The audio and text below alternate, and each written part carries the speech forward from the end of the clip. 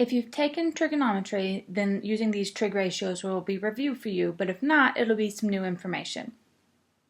It's not difficult information once you practice using it, and we're not going to ever do problems like these straightforward trig problems again. We're just going to do them as part of big multi-step problems. So make sure that you get this understood before you move on. So if you have questions, you need to ask them, please.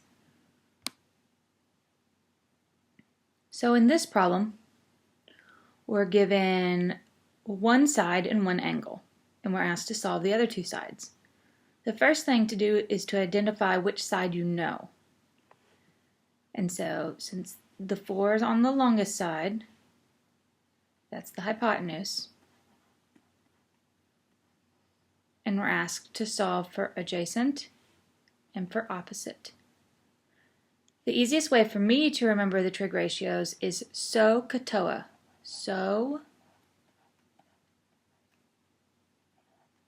katoa.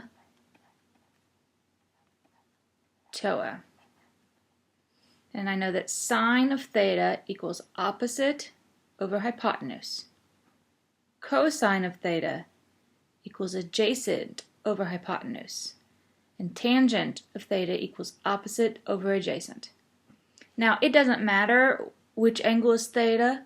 Hypotenuse is always going to be the longest side. But if theta is over here, then this is adjacent to the theta, and this is opposite it. If we said this was theta, all of a sudden this becomes adjacent and this is opposite. So it's really important to look at it and make sure we understand which is which. We never have this angle be theta because we know that that angle is always 90 degrees. So let's solve for opposite first. So we have hypotenuse, we have theta, we need opposite. So we're going to use the sine of theta equals opposite over hypotenuse.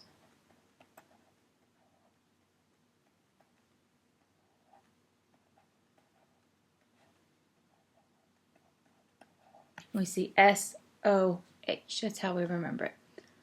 So the sine of 10 degrees, make sure your calculator is in degrees. So when you put the sine of 10 degrees into your calculator, you should get 0.1736 and then some.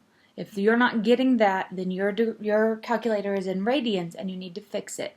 Usually there's a mode button that changes it. If you can't find it and you're not sure how to change it, send me a message telling me what kind of calculator you have, and we'll work it out together. So we do the sine of 10 degrees, and then to get opposite by itself, we multiply both sides by 4.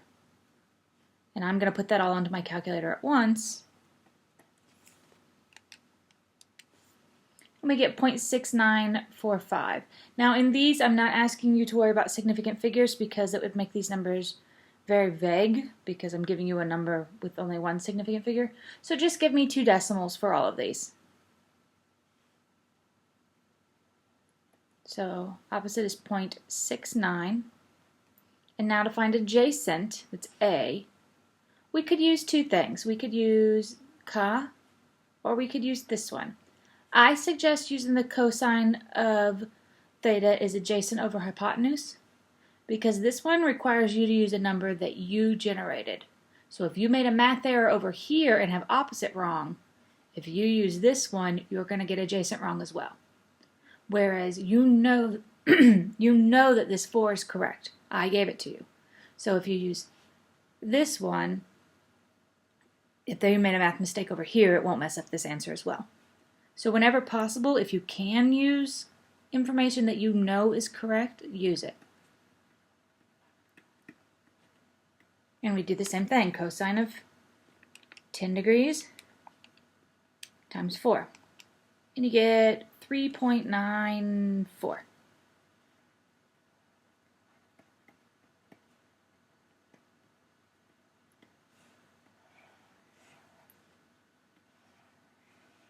And again, if you've done trigonometry, this is a very quick and easy review for you. If not, it might take a little bit more practice. There's lots of practice problems at the bottom of the page. If you need the practice, please use it. Let's look at another example. So in this example, our theta is 35 degrees. and we know that one side is 2. We need to know that this side is opposite of theta, so that is our opposite. And we're asked to find hypotenuse. So if we remember SOHCAHTOA,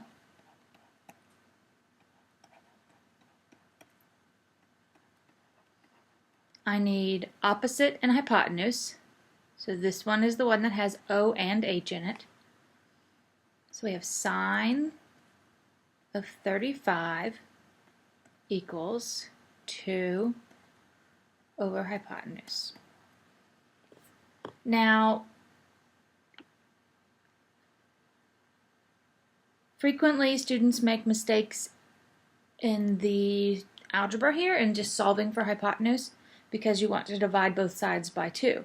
But that doesn't give you hypotenuse, that gives you 1 over hypotenuse. So I find the quickest, easiest way to do it mentally is to put this over 1 and cross multiply. Then you have sine of 35 times hypotenuse equals 2. And then you can divide both sides by sine of 35. And you get hypotenuse equals 2 divided by the sine of 35. And you should get 3.49. It's important to do a reality check. Remember that your hypotenuse must always be the longest side.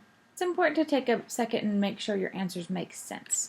Now, we weren't asked to solve the adjacent, but we could. We could do it using the cosine or using the tangent. I would use the tangent because it uses a number given to you by me. Let's do one more example. So like the previous two, in this example we're given two pieces of information and asked for a third. But in this case we're given two sides and no angle. So the first thing we need to do is decide which side is which.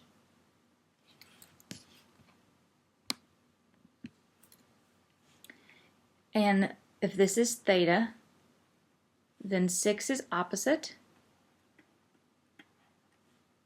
and 8 is adjacent.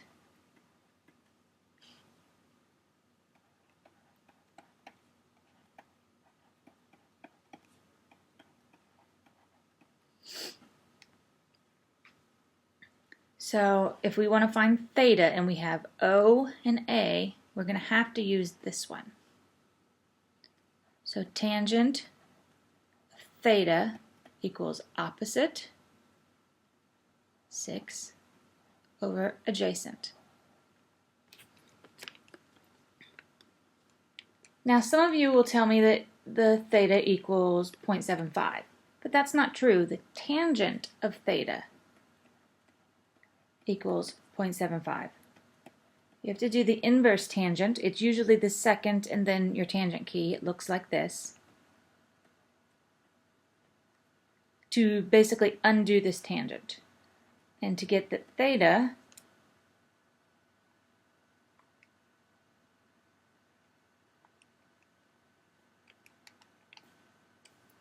equals 37 degrees. And you can just round your degrees to whole numbers.